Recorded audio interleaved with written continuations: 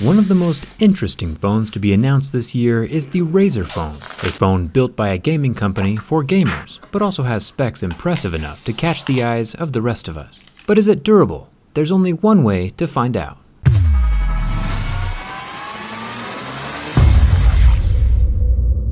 So once upon a time, I durability tested a phone called the Nextbit Robin. It didn't do so well. Razer went out and purchased the Nextbit startup and basically plopped their impressive hardware into the Nextbit body. So I'm really hoping some structural improvements were also included. The scratch test is always first, with my Mohs hardness picks that allow us to see what the screen is made of. Like most smartphones these days, Razer is rocking Gorilla Glass, but this time Gorilla Glass 3. Interesting.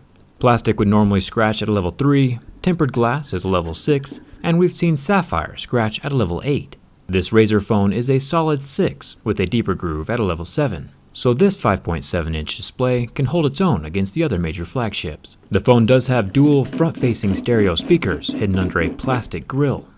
Up here at the top of the phone we have another plastic grille with its 8-megapixel front-facing camera protected by a circle of glass. The proximity sensor is under glass as well, so everything's protected. And the plastic grille is very securely attached, so it's not going to come loose on its own. No problem so far. Over here on the side of the phone, we have a SIM and SD card slot that can hold an additional 2 terabytes of storage. Pretty impressive. I'd like to see an iPhone do that. The sides of the phone are metal, which is a refreshing change from the previous totally plastic Nextbit Robin. The fingerprint scanner is scratchable. It's not invincible like the ceramic of the OnePlus 5 or Apple's Sapphire, but the good news is that even with the abuse, the fingerprint scanner is still able to read my finger every time. There are no additional ports at the top of the phone, but everything is still metal. And over here on the side of the phone, we get 2 extremely small circular volume buttons, both of which are metal.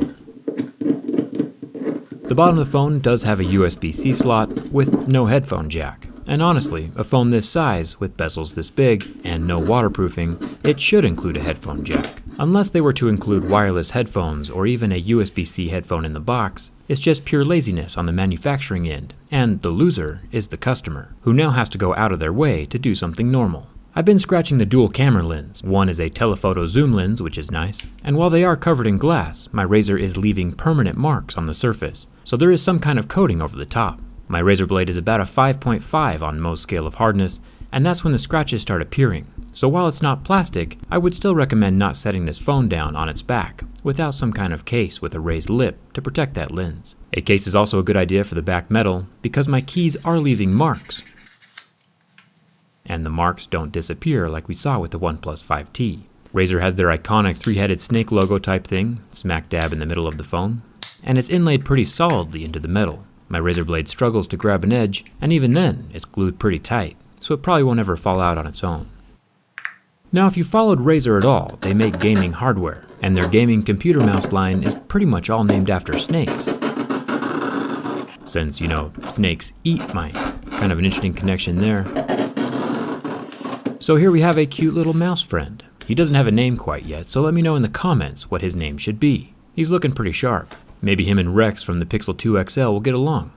There is solid metal behind the snake logo, so it won't be possible to add an LED conversion like we did with the iPhone. But there is a tiny hole through the metal which may allow wires to pass through. So maybe Razer did think about adding RGB to this phone. Either way, hopefully they do it with their next device. The biggest selling point for me though on this phone is the refresh rate of the screen. Normal phone screens can show 30 or 60 images per second, but this phone has a 120 Hz refresh rate, making the display super smooth for gaming and watching videos. AMOLED screens are incapable of achieving this refresh rate at the moment, just IPS LCD screens, and that's what we're seeing here as the pixels completely recover from the burn test. The display brightness seems to be lacking though. Mine is currently turned all the way up. And now it's time to see if the Razer phone has the same fragile internal build quality that the Nextbit Robin did.